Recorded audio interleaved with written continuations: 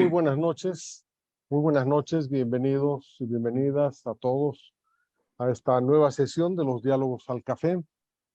Marcos Escudero. Esta noche tenemos un tema particularmente importante e interesante y lo va a presentar Gabriel Loza.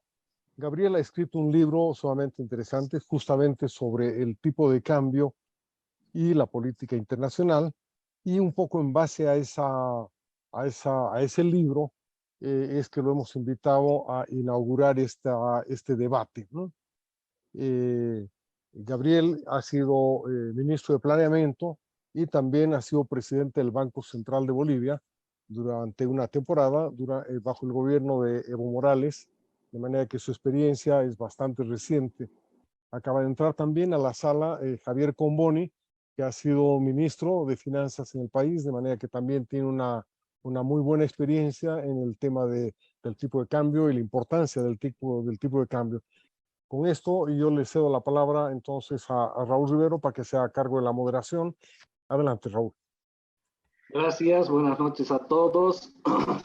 Realmente estamos con gente muy capaz y profesional en el tema, un tema que para nosotros es bastante sensible, y encima con lo que está sucediendo en el mundo desde la invasión rusa a Ucrania, pues los tipos de cambio son elementos que están en discusión en todos los países, y aún con nuestro cambio anclado, para nosotros también es un tema muy delicado, muy sensible, tanto por las razones externas como por lo que pueda suceder aquí. Ahora le vamos a pedir, dándole nuevamente la bienvenida a Javier Comboni, que por favor nos dé aquellos elementos que considera que están faltando para completar este muy interesante debate. Por favor, Javier, adelante. Muchas gracias, Raúl. Y que creo que Jack ha ido a tocar a elementos claves que creo que son muy importantes, y entonces y con los cuales coincido en su gran mayoría. Y quiero más bien ir un poco a ver el tema de más largo plazo. Es decir, y creo, junto con lo que decía Antonio, que al final del día el tema del tipo de cambio es un elemento más que nada administrativo, ¿no? Ahora, ¿eso qué quiere decir? Que el tipo de cambio no se puede manejar ignorando lo que está ocurriendo en el resto de la economía. Y como decía Jacques Trigo, si no hay una política económica clara, entonces es difícil de poderle asignar al Banco Central una tarea si es que no tiene coordinación con el resto de lo que se está haciendo en la economía. Entonces, hay elementos que creo que son críticos, que están ocurriendo y que hay que tomarlos en cuenta. En primer lugar, es claro de que el país nuevamente ha vuelto a la dependencia en un gran porcentaje de lo que son los commodities, las materias primas, y por lo tanto está tremendamente expuesto al tema de los golpes de ciclos de precios. Ahora, en cuanto a eso, hay que tomar en cuenta que acá estamos saliendo en realidad de un superciclo de precios históricamente largo y alto, que ha venido, digamos, con el lanzamiento de la China hacia un país del primer mundo. Y eso ha generado precios extraordinarios que no los vamos a seguir viendo en el largo plazo, lo que significa es que debe existir un ajuste, porque necesariamente, siendo que el país es un productor de materias primas, si los precios se caen, eso significa que el ingreso del país está cayendo.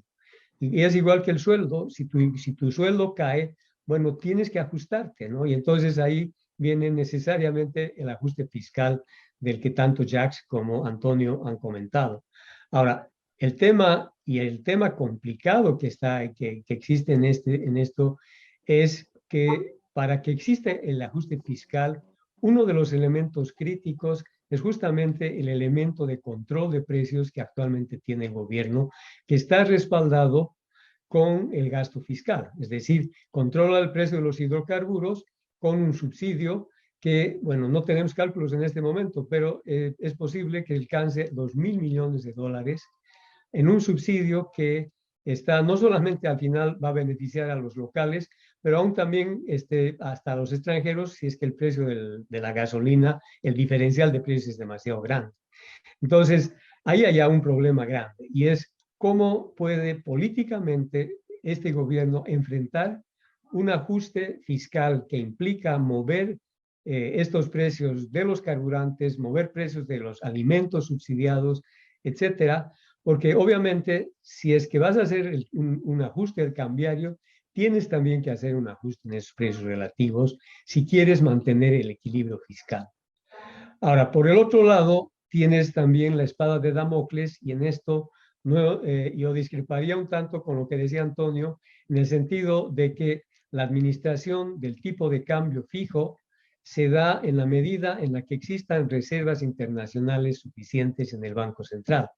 En el momento en que el Banco Central no puede respaldar toda la demanda por moneda extranjera que existe en la economía, tiene que salirse del mercado cambiario y de facto se da un tipo de cambio flotante, que sí, que puede hacer que todavía el Banco Central pueda seguirlo afectando indirectamente, pero ya no directamente porque no tiene el control sobre, por medio de las reservas internacionales.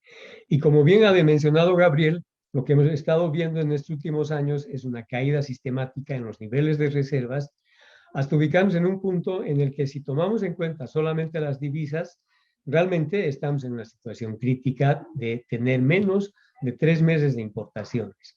Y bueno, ahí entra la discusión de la viabilidad de la venta del oro, que no solamente es un tema legal, porque pues si bien es cierto que solamente la ley prohíbe la pignoración y no así la venta, pero bueno, si está prohibiendo una cosa menor, lo mayor también de facto queda prohibido. Es decir, si tú no puedes ignorar las reservas de oro, menos podrías venderlas, ¿no? Y eso genera por lo menos un problema legal que seguramente la gente del Banco Central no va a querer asumir, ¿no? Ese es un tema crítico, pero además el tema político. Que no nos olvidemos que el momento en que el Banco Central quiera empezar a vender las reservas de oro, está enviando una señal al público de que algo está funcionando que no está funcionando. Y como decía Jacques, si la gente no está dispuesta siquiera a aceptar pequeñas medidas, menos lo va a hacer cuando se trate de aceptar medidas mayores que vayan a tocar temas que son más de fondo.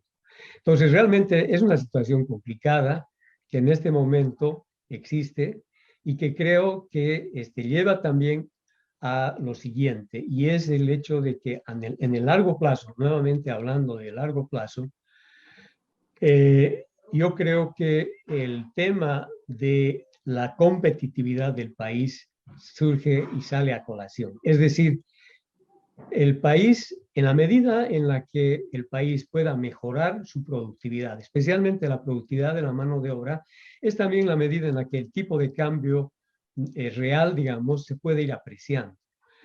Pero si la productividad no está mejorando en el país, si la competitividad del país sigue cayendo, sigue estando en los últimos niveles, estamos en un problema.